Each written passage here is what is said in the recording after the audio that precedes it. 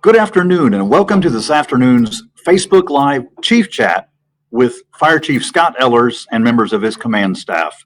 Because of the ongoing pandemic, we weren't able to hold National Night Out this week like we normally do every year.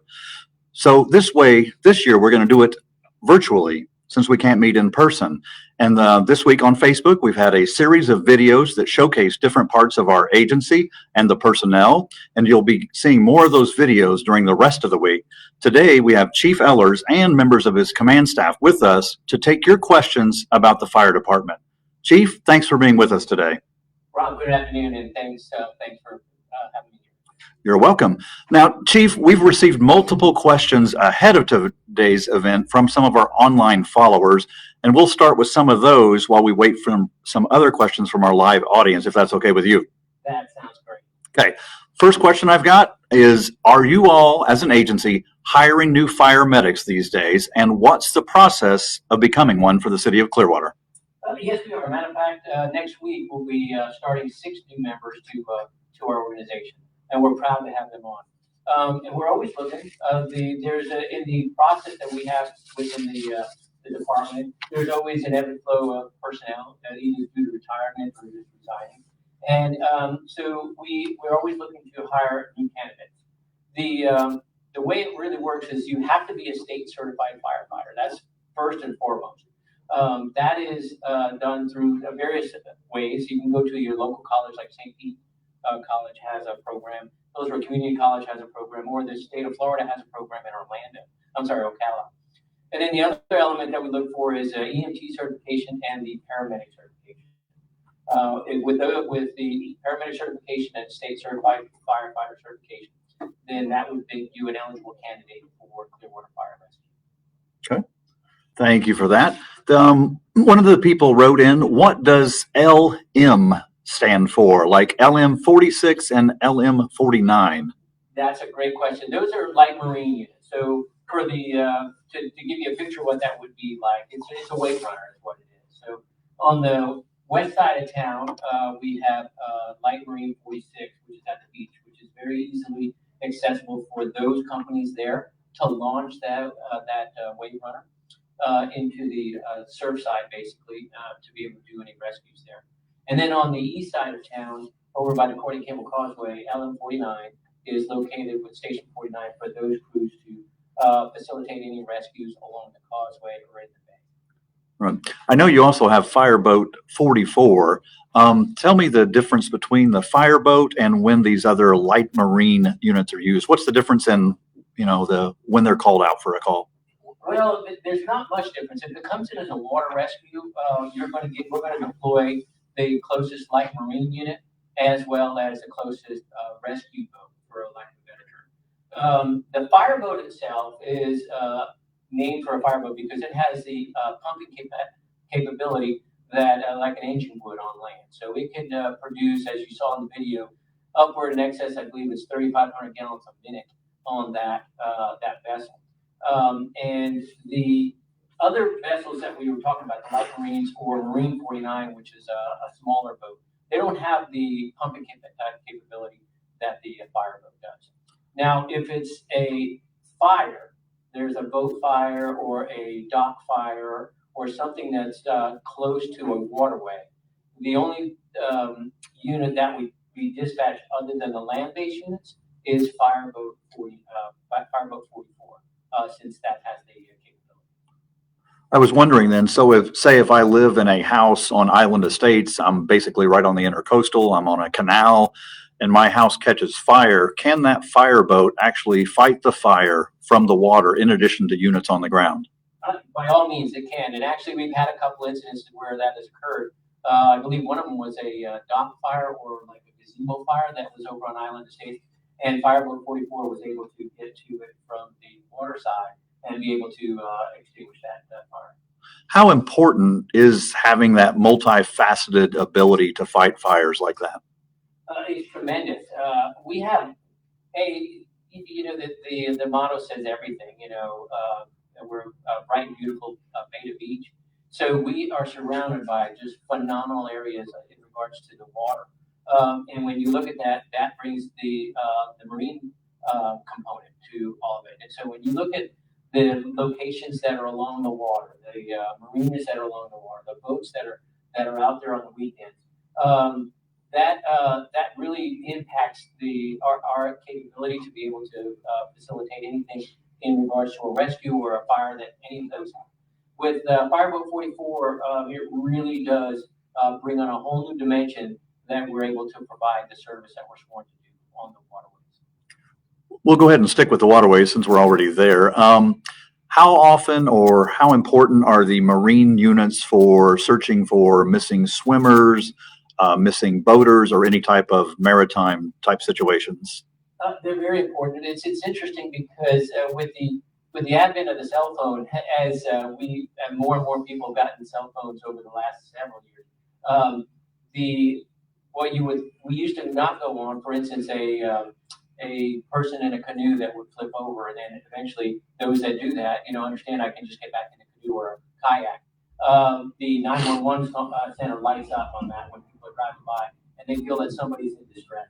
But with the capability that we have, both on the bay side with Marine 49, Light Marine 49, along with all the other agencies that have water rescue capability like Tampa, Hillsborough County, Safety Harbor, we're able to facilitate a lot of those and rescue those that are in need of rescue, or just assist those that just need a little assistance.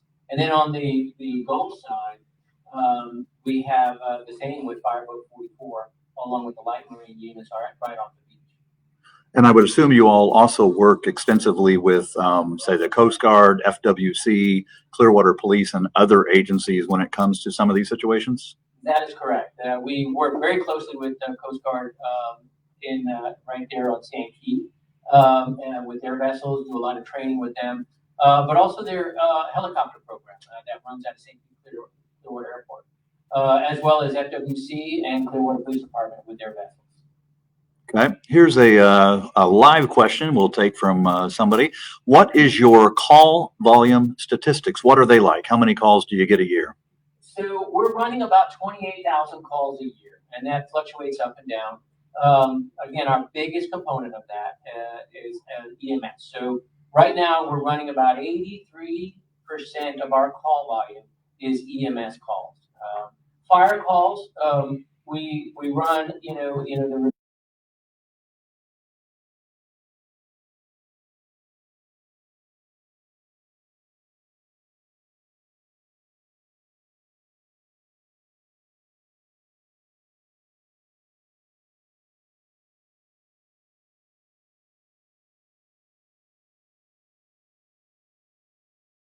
that was Station 45.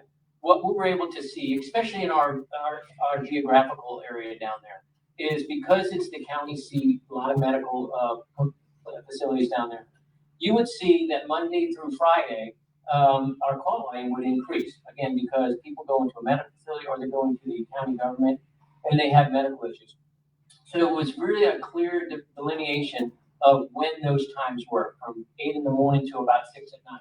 And then the volume would drop off. So we were able to look at that and try and put in place what we call the peak unit, which would allow an additional unit for those peak times that we can really identify, while keeping the other units available for the other residents in that reside in that 45 area. It worked well. We had a lot of good success with that. We'd like to continue with that program. We're still working through the issues on that, but I think we have it's a positive aspect. What's the how many fire stations do we have, and what's the busiest fire station of the ones that we have? So we have 8 fire stations, and Station 45, which is downtown, right there off of Court Street, is the busiest right now. We run really 5 units out there. Those units are the rescue, of course, the medic unit, an engine company, a truck company, our supervisor for EMS runs out of there, and then one of our district commanders runs out of there. Okay. What's you have 2 stations on the beach. What's the difference between those 2 and the services they offer? So yes, we have 2 stations out there along our coastal area. Fire Station 44, which is right there over the San Key Bridge, That houses a engine company. An ALS engine company means there's a paramedic on board, which all our engine companies are that way.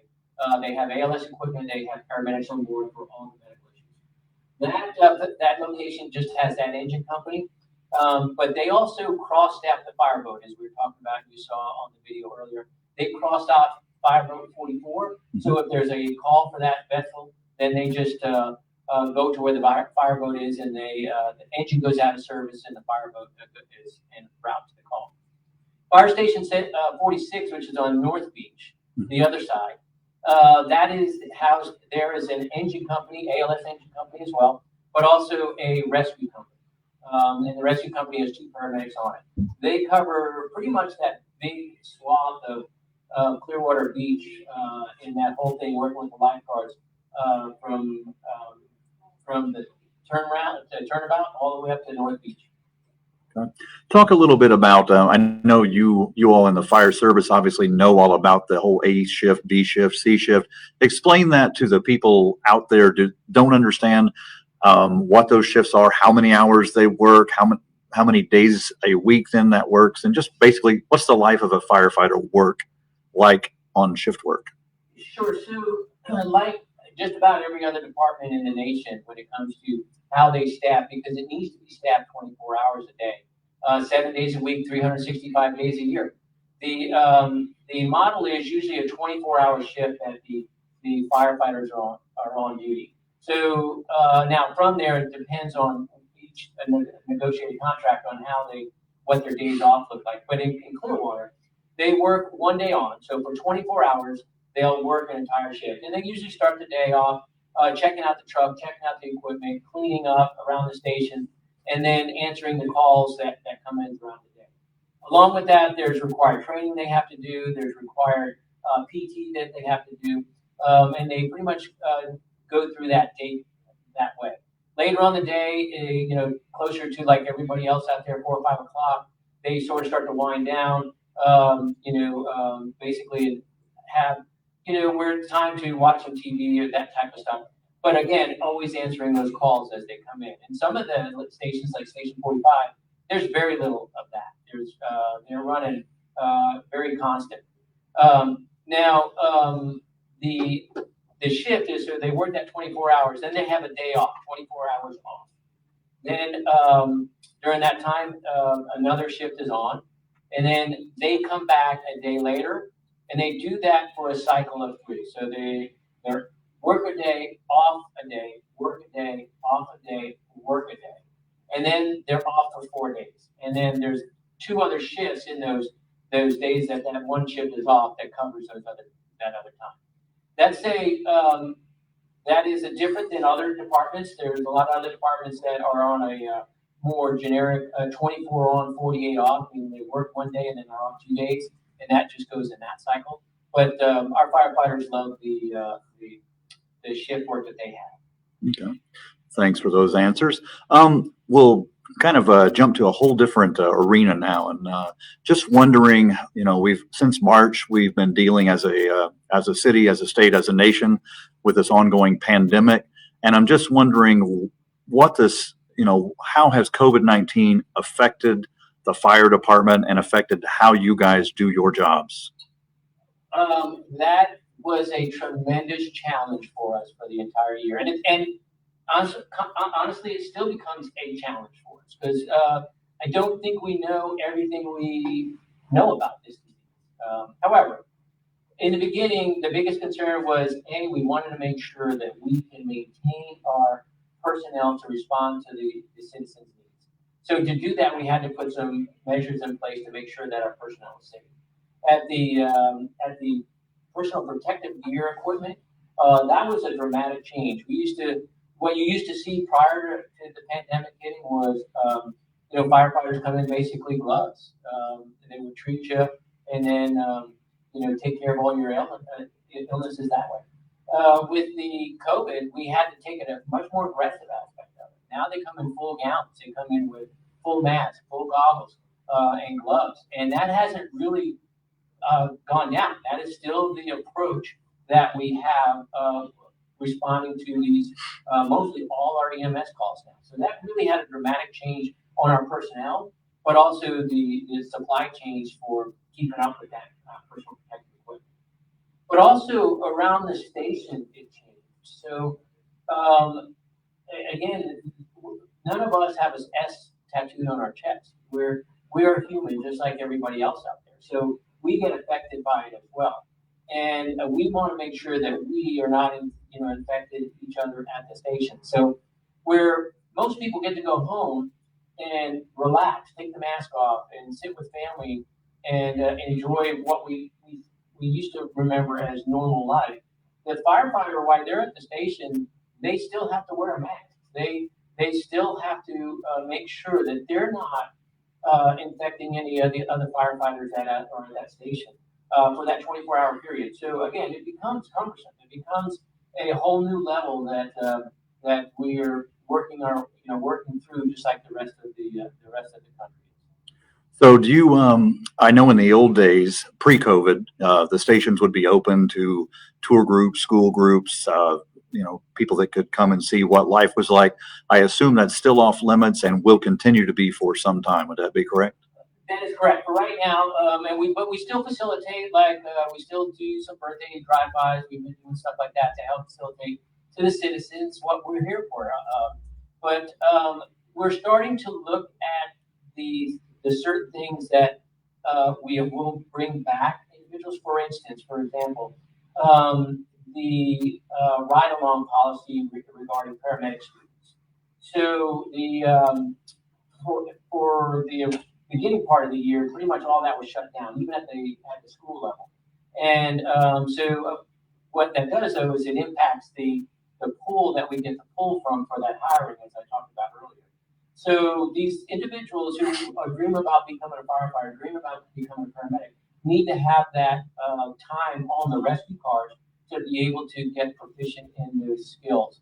And with that, we're starting to work with the schools again to be able to open that up so they can get that level of training as well. So slowly we're coming back, but there's still a long ways to go. What would be your number one or two or three recommendations on people and how they should keep safe during the ongoing pandemic? Well, it's CDC guidelines. It really is. It's social distancing. Wear a mask where you can't maintain that social distancing. That's the biggest thing right there. As vaccines become available and are safe to take, then that's a consideration down the road. But everything that we really want to follow and we really want people to understand is the basic CDC guidelines, and that is social distancing and where you can wear a mask. And we've actually talked about this at the command staff level here too. As discussions go with a lot of things that are happening across the nation, we're coming into flu season. The same stuff that works for prevention of COVID works exactly the same way for the flu. Social distance and wear a mask when you can, or cannot be able to have that social distancing. Okay. And just a little note for our viewers, Chief Ehlers and I are at opposite sides of a room. That's why we're not wearing masks, and everybody else that's in the command staff is here in the room as well with us, but they all have masks on, and we're all socially distanced to keep everybody safe. We do have one question. Somebody had asked about a CERT staff, why we don't have one of those here. I'm trying to scroll up here. I'm sorry. Yeah, community emergency Thank response you team. Yes, sir. Yeah, we used to have them. We used to have that here. Some of the during the 2008, 2009 budget stuff, that sort of fell to the wayside. But we are surrounded by some magnificent ones. Palm Harbor has a CERT team. No, not Palm Harbor. Eastlake has a tremendous CERT team. Yeah, and so we have the ability out there to be able to get those individuals in here. But also one of the biggest ones that I'm proud to have them here all the time is we actually have a radio club that is sort of a CERT team for the radio communication aspect of it. They come here twice a year. They use our facility here at training. They set up a wide array of antennas and ham radios, and they actually go through, for a 24-hour period, they go through trying to reach out as far as they can to be able to communicate and at what levels on all the different bands So if there was a big impact of a storm or something like that where our radio or communication was shut off, we have the capability right from our training facility here to really, through certain members, be able to reach out and utilize that resource for us. Okay. Thank you for answering that one. We have one from Christopher Culver here who wants to know how our new Truck 48 is working out so far. Well, it's not in service yet, but it is coming along just nicely. And I think that was one of the questions that came in early too. When are we looking at putting Truck 48 in the new Truck 48 in service? It looks like it's going to be a couple more weeks. We've got some more modifications that we're doing for the equipment and outfitting of it. That will looks like we should be able to get that in service right around November 1st is what we're shooting for. So I think it's going to be a great asset to our fleet. It really is the committee that worked on that to spec it out and to provide the components of it really did a magnificent job on a great truck. While we're on that subject, can you tell people the difference between a truck, an engine, a rescue, and all of those different units that you guys in the fire service know all about, but they don't know exactly what the purposes and differences are? Sure. So let me just use our nomenclature because there's like for an engine, and I'll just talk about an engine for a second. Some places call them pumpers, some call them hose trucks. But basically an engine is the backbone of the fire service. That is the piece of apparatus for fire suppression that has some quantity of water ranging from 200 gallons up to 2,000 gallons. It has a quantity of hose. Again, that's usually specified by the National Fire Protection on the minimum amount of hose that needs to carry. But again, depending on jurisdictions, they can carry more or less of whatever they feel is needed.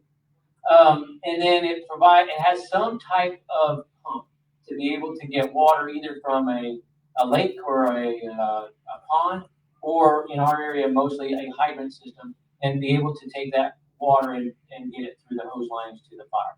So that is really the basic component of an engine. So like I said, we call them engines. Every one of our stations has an engine company. The other places may call them pumpers, other places may call them hose trucks, but we call them engines. Then you have the ladder company. Those are the larger trucks that you see going up and down the road. And there's several types of a ladder truck. We have two different types of ladder trucks. We have a tiller ladder. But all of them are called truck companies. And they're pretty much called truck companies because they do what they call truck work. And that is why the engine companies stretch on lines for putting water on the fire. The truck companies are doing search and rescue. They're opening up the roof so that all that heated gas that goes up to the ceiling and higher levels into the attic can be vented out. That lets them be in a more obtainable condition as opposed to being forced out. And then they also support the engine company by opening up those concealed spaces as they're pushing through. The truck company is pretty identifiable by that big ladder that's up on top of these vehicles. The one I was talking about a little while ago, which is the tiller, that type of truck, which really is very conducive into our downtown area, and that's why we purchased it that way, is it has two drivers. There's a driver up front, and what pulls it is what they call the tractor, and it's a much smaller wheelbase. And then you have the long back part of the tiller, and that driver in the back is called the tillerman. And back there, he drives the back. That combination allows that truck to get into very, very tight spaces that even small cars may have a problem getting into and out because it really is flexible. You've seen them. You probably, if you're older like me, you've probably seen them in a lot of the other cities which have congested areas, and that's the reason for that. It's able to get those larger trucks into smaller areas. The other one we have is Truck 48, which we just talked about. That's a tower. That ladder truck there is got the ladder up on top. It's got a big bucket on the front. Firefighters are able to stand in the bucket and operate out of the bucket, where the other one's just a regular ladder, straight ladder that they have to climb. Both are 110 feet, so that's the maximum reach of those ladder trucks. But across the nation, you can see anything from 75 to 120. I mean, it runs a gamut of those, and some with buckets, some without buckets, some articulate in the middle, some don't. It's a wide variety of that. The other units that we have that you see out in the streets are our rescues, and even there we have a split of different types. But basically, that is our main EMS unit running on the EMS call. They are staffed by 2 paramedics. We have 2 different types. One of them is a traditional rescue unit, if you want to call it that, and that looks like an ambulance. It's got a commercial chassis. There's a box on the back where there's a stretcher that you would see as an ambulance type of thing. We have 3 of those. One of them is located on the beach at 46. One of them is located in the area right here where we're at right now at 48, and the other side of town by Cordy Campbell Causeway, which is Station 49. That's where the other one is. The other 2 ALS units that we have are what we call medic units, but again, 2 paramedics. They're primary EMS response vehicles. They are just a smaller Suburban, and those are located at 45 and 47. The reason we went to those is because we don't transport, and predominantly we don't transport in Pinellas County. Sunstar does the transports. So we were spending a lot of money on trucks that we would run a lot of times, and then really not utilize most of that truck. So we again looked at a pilot program with one, and it worked so well that we went to a second one. And that is the medic units, which are smaller Suburban, still has the same amount of equipment medical-wise that the rescues have. It just does not have transport capability, nor does it have a stretcher. And they have worked phenomenally so far. There may be a question out there, well, why don't we do that with all of them? Well, the biggest reason is because we do transport time and time again, where in those locations that I mentioned, just because whether the traffic is a problem or just the remote location of it, the Sunstar unit's response time is much more lengthier than we want that patient sitting on scene, and it's best in their best interest to get to a hospital. So we have those transport capable units right there, which are on the beach. And again, those that understand Clearwater Beach, when it gets busy out there, to get across to where that location is, it could take some time. As well as on the east side with the Cordy Campbell Causeway. Once you get a wreck in the middle of the causeway, it can take some time for those other units to get there. So they have that capability if they need it. The last unit, other than when we talked about with the special units like the fireboats, the light marine, and the other marine units, we have a squad. That squad is a big, heavy rescue truck. It's a big toolbox. Again, some places call it differently. Some locations and municipalities call them heavy rescues. Some call them squads. That's what we use as that word now. We call it a squad. It has all the heavy rescue equipment to be able to facilitate rescuing people from high angles, from buildings, from automobile wrecks, from heavy machinery, to trench rescues, and that type of stuff. So that is staffed by 2 individuals, and it runs with our other units that are out there. Okay. Here's another question from one of our live audience watchers here. How often do you guys modify run cards, and do you use the feedback from response times, or is there a special training chief that monitors this? No, that's a great question. We are always looking at our response times. And we look for the 90 percentile. We don't look at average. We are an accredited agency, and we're very proud of that accreditation. Actually, we are going to be coming up for our renewal on our 4th time being accredited. And for those agencies that are accredited, that's not an easy task. So as we go through that, one of the things that we have to do is we have to continually look at our ability to meet that 90 percentile. And that 90 percentile means that at 9 out of every 10 calls in a specific area, we're meeting in a certain time frame. We use the 7.5 minutes, which is pretty much by contract with Pinellas County, where that is overall response time from the time we get the call to our time our trucks get on scene is 7.5 minutes. And with that, we're within that 90 percentile predominantly throughout all of our units. We closely monitor that as we look at a lot of changing things. One of the changing things is traffic patterns. As the traffic becomes more difficult, as the roadways are getting more clogged, as even us in the city make changes in the traffic patterns, we want to make sure that the service is being provided to that citizen. So when they call 911, that 90% of the time there's going to be an apparatus in front of their house in 7.5 minutes or less. With that, if there's any changes needed, then we'll look at changing run cards, and we look at how we may be able to facilitate a closer unit to be able to meet those times. Okay. Another question from one of our viewers: Are all of, and we may have touched upon this, so bear with us. Says, are all of your firefighters medics, or do you have firefighter EMTs as well? We do have firefighter EMTs. And what we're doing right now, one of the things that I started when I became chief is we only hire firefighter medics. And the reason for that is we transitioned to the EMS side. We're a fire department like most in the 2000s and 2020 era, where EMS is the biggest part. Just like I said earlier, 83% of our calls is EMS. So we want to make sure we're getting the right resource, and that resource has the right capability when they arrive on scene. To do that, that is the level of a medic. So we only hire fire medics right now. That means you're a firefighter, state certified with the state of Florida, and you're a state certified paramedic. We continue to look at the ability to hire EMTs like other departments. We're working through that process right now with a time frame that you have to get your paramedic, but that is not the case right now. Okay, thank you very much. And again, this one might have been touched on a little bit. Are the semi-new secondary medic units still running? Are they successful, and will they continue to run even if there are budget constraints due to COVID-19?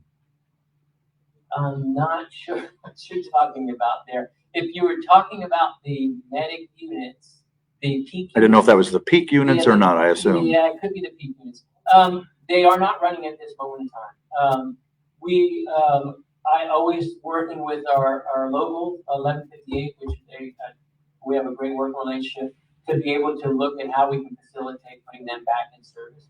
The other thing that we did, and I'm not sure if they're talking about this as well, we put a COVID unit in service. And this was another one of those, which I'm proud about our team here, is we worked with very closely with Largo and Safety Harbor. So to be able to put a unit in the beginning of the COVID pandemic, which was going to run just nothing but COVID calls, leaving the regular units running the other calls that are out there. The idea behind it was that at some point there was going to be a peak of COVID-related calls and units being out of service for a long time. Let's leave the main units answering the regular calls and have this unit to be able to answer that type of call. We as a fire department here at Clearwater probably couldn't handle it all by ourselves, so that's why we joined forces with Largo and Safety Harbor, and each department was able to provide a fire medic to that unit, and they worked seamlessly together to provide that level. And it was really a great success. We still have that in our back pocket. If we were to get the call volume numbers that some of these other locations across the nation have seen with direct COVID-related issues, then we can quickly put that truck back in service. Okay. Speaking of that, you mentioned how the neighboring jurisdictions work together for something like the pandemic. Talk a little bit about, we had a question from somebody beforehand that said, they will see Clearwater units work in Dunedin, work in Safety Harbor, work in Oldsmar at fires. Explain how that system works. No, that's a great question, and it's really the county system. I remember when I was a young firefighter a long time ago, going to a county line basically and stopping, seeing the house burning on the other side of that imaginary line, and turning around and going back to the fire station. That is not the level of service our citizens expect anymore. They don't care what color fire truck shows up or rescue unit. They don't care what it says on the side of the unit. What they care about is I needed somebody's help.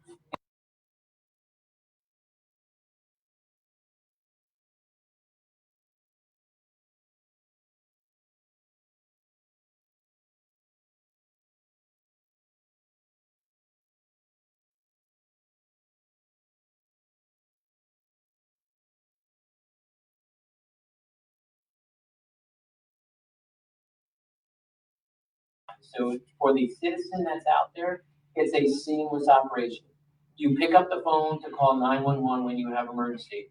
And within a certain time frame, 7.5 minutes is what we shoot for, you will have a vehicle on your, in front of your house, in that time frame, 90% of the time, to be able to handle that emergency for you. Very good. While we're still talking about interagency cooperation, tell us a little bit about the technical rescue team. I think it might be that, if there's a major incident somewhere, brings together folks from different agencies to work those critical calls. That is correct. So with the county, there is the technical rescue components comprised of several departments throughout the county. They all come together to make one team.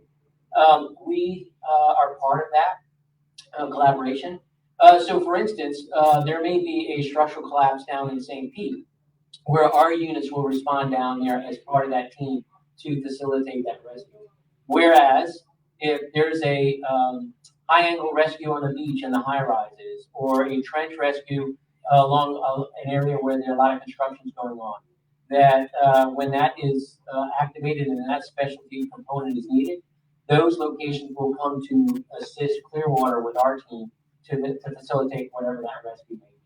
Now, those rescues are, again, they're more technical and they require a lot of additional equipment like what our squad carries or Truck 48 carries. For those rescues can consist of trench rescue where a construction company or whatever is digging a trench alongside the road and a person gets trapped from the dirt collapsing in on them or that type of a scenario. To high angle rescues, which is people up on scaffolding or on the side of a building, whether it's on the high rises along Clearwater Beach or downtown St. Pete, to structural collapse like you've seen during a hurricane where an entire building may collapse and that people are trapped. Or your heavy machinery type of stuff. There's some heavy machinery that a lot of our companies use out there that if you get trapped inside of that as a patient, becomes very, very problematic and cumbersome to try and extricate them from that type of machinery. I remember it's been a few years back, but one of the most amazing rescues that I think I've seen in my several years here was a beach hotel under construction, and a construction worker was injured several stories up, and they couldn't use an elevator. There were no elevators, and so they had to end up having a crane. They had one of your crew members, I think, fly out with him, like attached to the crane with the gurney. And so is that the kind of rescue technical rescue or? That is exactly right. That's a high angle rope rescue is what that's usually called on that one. We also had one in the downtown area, right? One of the buildings under construction that became one of the condos down there, beautiful condo, where they were pulling the oil burner out of the basement with a bobcat type of machinery. And as they were trying to lift it, it was the counterweight of the oil burner furnace was too heavy. They flipped it into upside down inside the shaft that they were trying to pull it out. And our technical rescue team was able to rescue that individual out of that entrapment. So these would be very specialized types of units that are very highly skilled. Is that correct? That is correct. Yes. Okay. One of our viewers wants to know about a four-legged member of the fire department, wondering how Sophia is. So if you could answer that gigantic question, and then maybe just tell people who don't know who Sophia is. And there's a reason Sophia is not here right now because as soon as Sophia comes in the room, I lose all attention. It all goes to Sophia. So Sophia is fantastic. I will tell you what, you can't look at her without falling in love with her. And she is our canine accelerant detection dog, and she is tremendous. Her handler is Walter Ramos, one of our inspectors, and she responds to whenever is needed in regards to trying to determine if an accelerant was used in the origin of the fire that may have occurred. She's an amazing animal. She will come into the fire station downtown, about 45, and just turn anybody's day into a great day. And she's so full of energy. She is so adorable. It's great to have her. And Walter does a phenomenal job in providing that service. And that's not just for Clearwater. That service, that resource is utilized all across Pinellas County, as well as all across the region into Polk County, Pasco County, and other areas that if they need that resource to determine if an accelerant is used, they'll give them a call. How valuable is an asset like that to Clearwater and surrounding agencies? It's a tremendous asset. The fire aspect of what we do, determining the cause and origin, is tremendous. Because again, if it was accidental, we want to be able to find out and be able to get the information to whatever that piece of equipment or whatever caused it, so we can try and prevent fires. That's what this whole week is about: is fire prevention. If it was arson in nature, we want to know that too, because those are criminals out on the street, and we want to work with law enforcement to get them off the street. Sophia provides that medium to be able to determine if an accelerant was used in a case like an arson case, or she also determines if it wasn't an accelerant used, then we're not looking potentially at arson. We're looking at something that was accidentally started. And again, focus our attention to be able to correct that issue as opposed to a criminal issue. You mentioned this being Fire Prevention Week. What's the number one cause alone of residential fires in the city of Clearwater? I got my fire marshal sitting back here, and it has been for years, and that's cooking. Unattended cooking is the number one, I believe, probably across the nation in regards to residential fires. It is. We just had one the other day when we were talking about this, and actually the question came across, and here we're responding on a place where the owner fell asleep while making some dinner, and that unattended cooking is the number one reason or number one cause of most residential fires. So would your words of wisdom to anybody who's cooking be to always stay in the kitchen? Don't go outside. Don't take a nap. Don't take your eyes off of what you're doing. Yes, that's with any type of fire. I mean, even if you have an outside fire or you have a fireplace, don't just assume that it's going to stay contained in whatever that location is. It takes a split second for something to go wrong, and that escape whatever that is, whether it's a cooktop, whether it's an outdoor fire pit or an outdoor barbecue, or a fire in your fireplace. In a moment's notice, that fire can extend, and then from there, depending on what's around it, it can extend exponentially very, very quickly. That'll be out of your hands. So try and control. Sticking with the fire prevention theme, if we can, just for another question, talk about the importance of smoke detectors and people changing the batteries on their smoke detectors. That's a great question. Smoke detectors save lives. We can't say that enough. Every resident should have a smoke detector to notify the residents that a fire could be occurring in their residence or their house. That smoke detector, because it's mechanical, has to be tested every so often. But more importantly, if it's not hardwired and it's battery operated, the batteries have got to be changed so that if something were to occur while you're asleep, that alarm is going to activate and alert you that something's going on. The fire service is always used that when we get to those two times of the year. One of them's coming up later this year, early next month here, real soon, is when you change your clocks. And I know that some places across the nation don't change their clocks all the time in that aspect of it. But that time frame is the time that when you change your clocks, change your battery. And that's the biggest component of that. On another kind of related matter, I know probably a couple of weeks ago we had a carbon monoxide case where a resident, I believe, left the car running in a garage and thankfully had a carbon monoxide alarm inside her house that alerted her that there was a problem. How important are those in your houses? They're, again, just like a smoke detector, very, very important. Mainly because carbon monoxide is colorless, odorless, tasteless. You have no idea it's there. This device knows it's there and it'll activate. So it's very important to have that type of a device as well. And it operates on the same type of principle in regards to change the battery in that the same time you would change your smoke detector battery.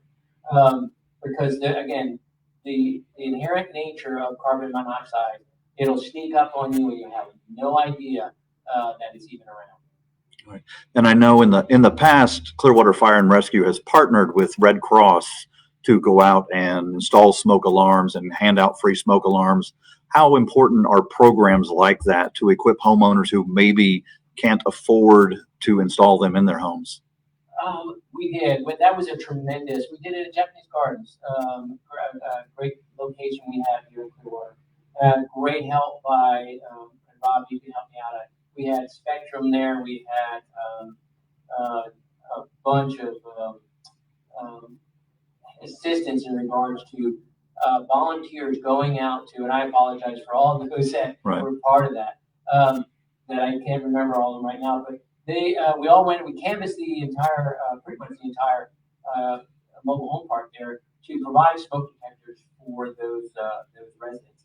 But also in the city of Clearwater, we have that with the fire department. If there is a resident out there in the city of Clearwater that right now, even if you have a smoke detector and you go, man, I wonder if it works. I'm a little older. I just can't get up to where it's located. You can call our admin office. Or you can go on our website and put your information in there. We can get a truck out there to take a look at it. If a battery needs to be replaced, we'll replace the battery. If you don't have a smoke detector, we'll install the smoke detector for you. Our biggest concern, as always, is smoke detectors save lives. We want everybody to be safe in the city of Clearwater. And one of the ways we can do that is provide that level of service. And I think that would be especially vital. Say you have a fire breakout in the middle of the night at your home, you're not going to be aware of that until perhaps it's too late if you don't have a smoke alarm. Is that correct? That is correct. If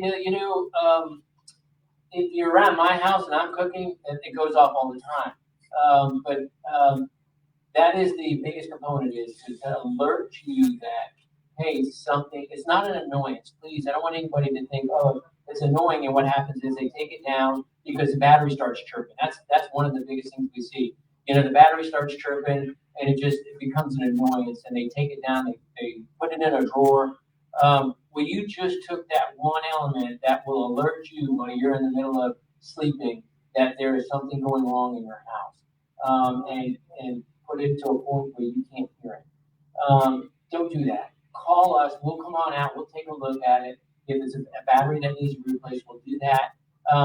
Because as you said, Rob, that is the primary purpose of what those devices are for, and that is to alert you on whatever you do. Maybe watching TV, but more importantly at night when there's locations in the house that something could be going wrong unattended, and then become a problem for you. So you're urging anybody who needs help along those lines can call the fire department, and you guys will help. That's correct. Call our admin line, which is 727-562-4334, and then somebody will get all your information, and then we'll assign a company to come out and take a look at your smoke detector, or if you need a smoke detector, provide one for you. Would it be too much to ask if Sophia came out with every home visit, or is that off the table?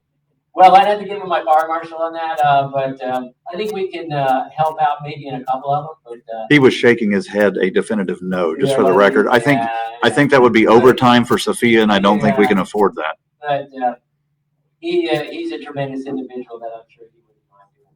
Okay.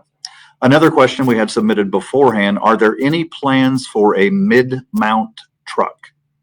Back to the truck companies. Right now, no.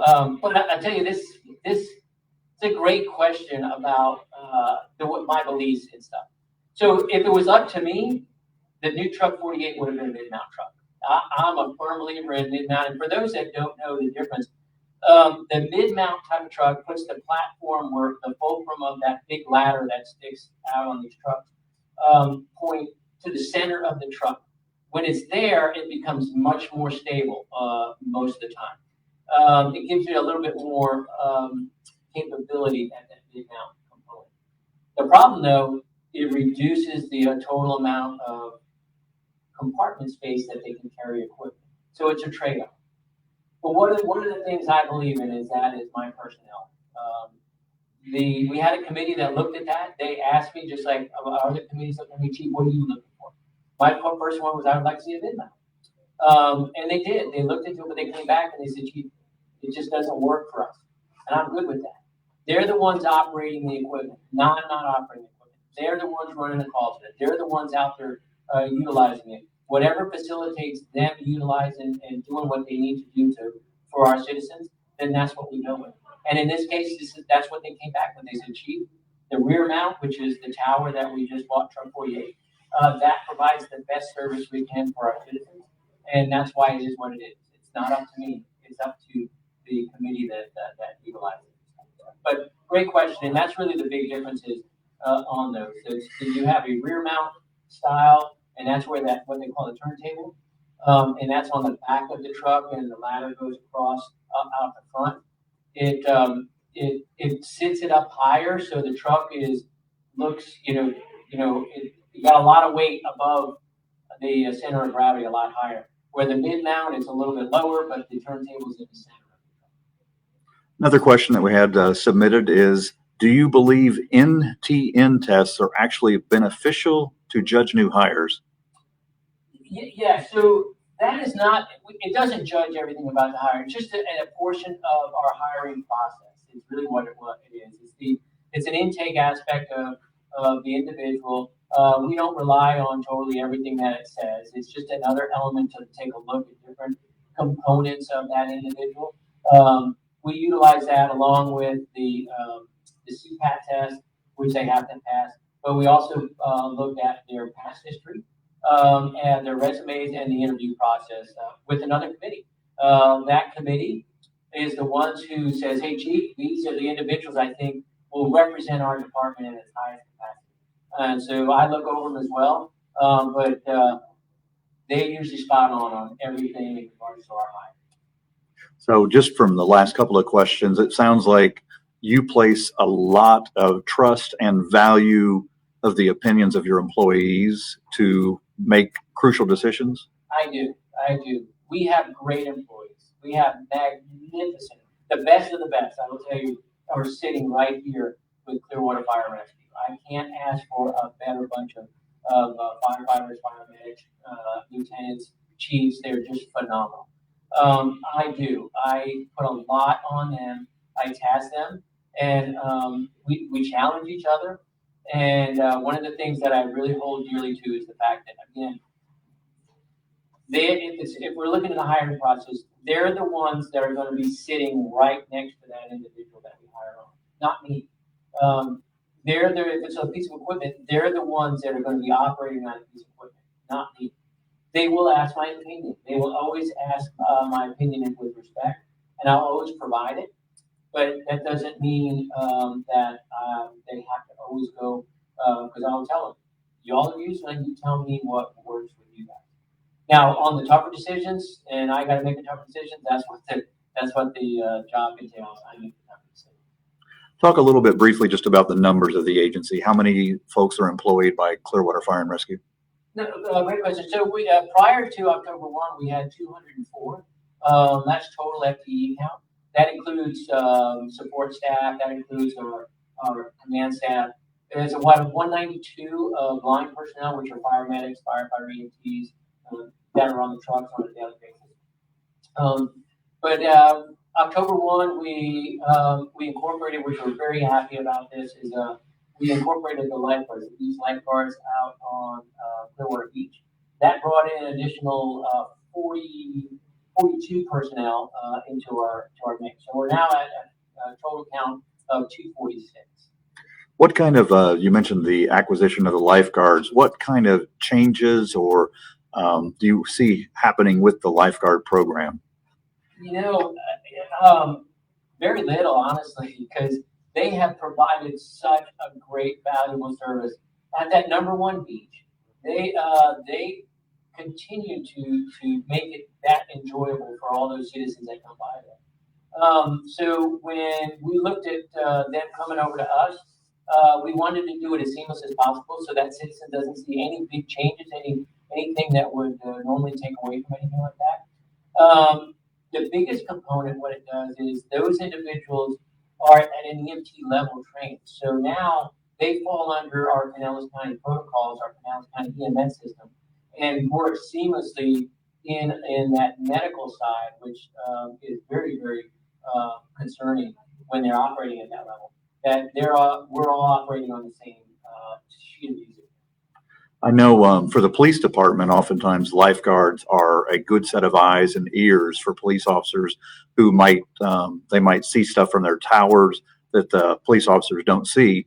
And I would assume for firefighters, say that there's somebody who has had trouble in the water, they are the first ones to arrive on a scene as well, many times from their vantage point. Explain, how they work hand in hand with fire medics in such a situation on the beach or anywhere. No, you're exactly right. That's what their job is. They're out there scanning that water all the time on Clearwater Beach. That they're out there. That the lifeguards are on duty. And when that individual becomes a problem, there's a problem with that individual, there's a medical problem, or they just swam out too far. They're the first ones to visualize what's going on and engage and start that response to be able to rescue them. At that same time, there's a radio call from the main lifeguard station on our radio system, the fire radio system, that starts to activate the rest of the components to facilitate that rescue, and that is those light marine units, the fire boats, the rescue units on land to work their way down to wherever that location is. And as an individual or individuals are brought ashore, that they can render that care as seamless as possible and get them to the appropriate facility. Okay. We have our reach is far and wide, just so you know. And we have a question here from the UK, which I don't think we have too many service calls over there. Yeah, not yet. But somebody's asking, I'm from the UK and I have GSCEs. Can I apply to be a firefighter? You can apply. You can't apply with Clearwater Fire Rescue until you have a state certification. That state certification requires a high school diploma. And in that case, my understanding of it, that is actually a corresponding element of a high school diploma in the UK. But that would be a question really for the State Fire College. But again, I think that's exactly what it is. So in regards to applying for Clearwater Fire Rescue, you have to have that state certification first. And to get that state certification, you have to have the minimum of a high school diploma. Okay. I would be remiss if I didn't touch on just a little bit. Here we are in October. It's hurricane season still. I know the west coast of Florida is particularly prone to late season storms. What is your message to people here as far as the hurricane season, and what do you still need to be kind of prepared for, even as we're in the latter part of the season? Again, Mother Nature doesn't have a calendar. The season is going to be ending October 30th per se, November 1st. They still need to be prepared. At any moment in time, we got one right now that's spooled up very quickly, again, just like last year Michael did. And it hit up into the Panhandle as a Category 4. This one right now is already spooled up to a Category 4, and it's headed its way again to the Louisiana area. So it just takes a moment in time, and then they can shift course. So if they have to evacuate, that's the biggest thing. If they have to evacuate, they know where they're going to go, and they're able to do that. The other side of that is if they're not in an evacuation zone, do they have the resources to maintain for several days? I think the latest one is 7 days with food and water to be able to take care of whatever your needs are at your house. So again, that goes. So it'll venture all the way into middle of November, and we've had some late storms in December as well. So it's the joy of living in paradise. What we do. I think what we have in City Clearwater is close to paradise. But the other side of that is we have to be ready at all times for what Mother Nature may throw at us. And the bottom line is you should always have a plan. You don't wait until, something is 2 days away from our coast to figure out what you're going to do. Is that the best thing? That's correct. Yeah, that plan is so important. And it needs to be revised every year. You should be sitting down with your family members to sort of, talk about what are you going to do? Like my family, my older daughters have moved out. The plan is not come home, okay? Because the plan is they need to realize what is going on in wherever they're residing. Are they in an evacuation zone? And if they are, what is the plan for them to be able to facilitate if they were getting hit by a storm on how they were going to maintain?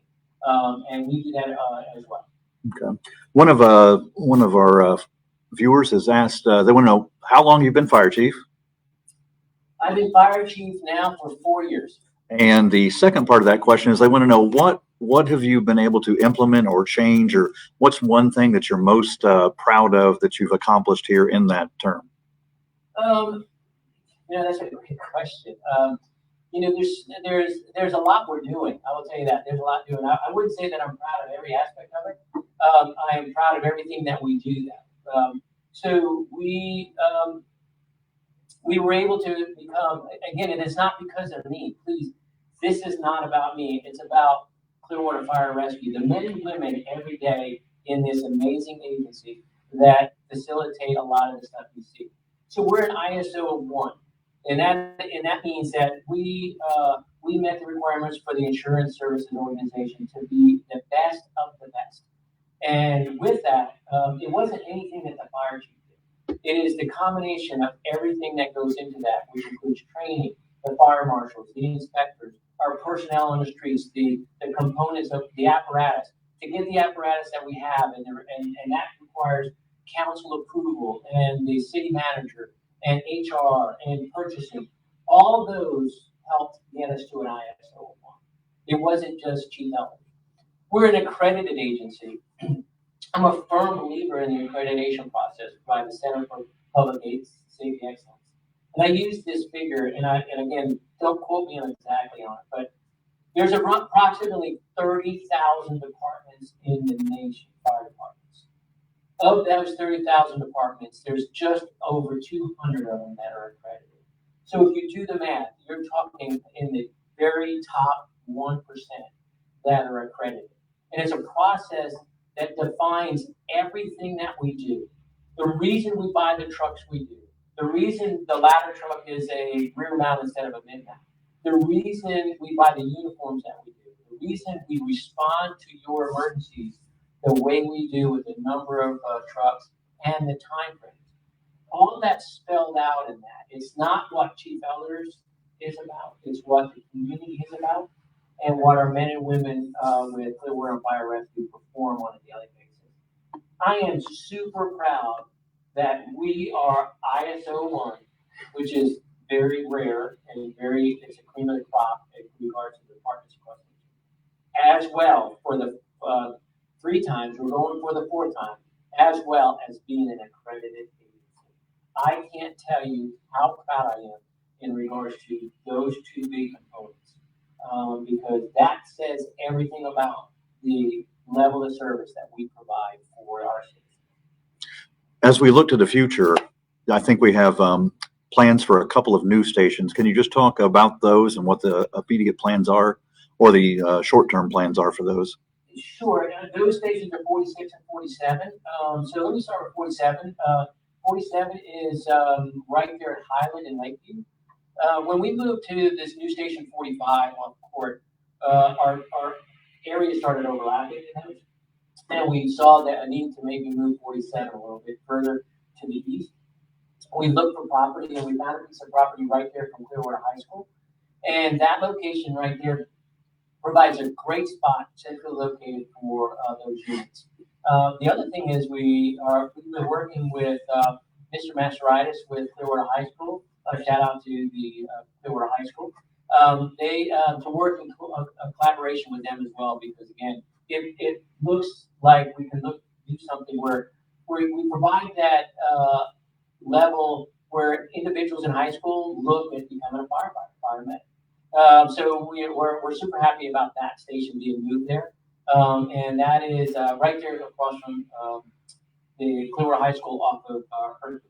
That station will have an engine and our medic unit, along with we're looking at moving the squad from our Greenwood area over there because it's centrally located in the city of Clearwater. The other station that we have on the books, and this has been the most challenging one of them all, has been Station 46, which is on the North Beach. That one there, it's not just about building a fire station. That's one element of it. It's in the FEMA flood zone. So now you got to build a fire station to FEMA flood guidelines, which again, been done across the nation in regards to that. Again, not a big deal. The big deal for me is the interaction that station has with the community. That community not only interacts with the community of North Beach that they're there to protect, or the mercantile area along Mandalay, where all the restaurants are and those components are, but also all the citizens that come from across the world to our #1 beach, Clearwater Beach. They pass through that station. I can't tell you how much. You just got to sit there for a half an hour and watch. And individuals will walk by and ask to get their picture taken with the fire truck, ask to have a picture taken with a firefighter. Take a look at the patch board of all the departments across the nation that have come down and traded patches with the firefighters, and want to see their patch on that board. That to me is all about the community. And when I take a station and I move it up a level because of FEMA guidelines, I've lost that interface. So I got to. The challenging aspect is, how do I keep that openness for those citizens to be able to interact with the firefighters, as well as meet the FEMA requirements and the county guidance in regards to building a facility along a flood-prone area. So it's been challenging. We're moving along with it. I hope to have both of those stations somewhere coming out of the ground in the next probably, I hope, a year.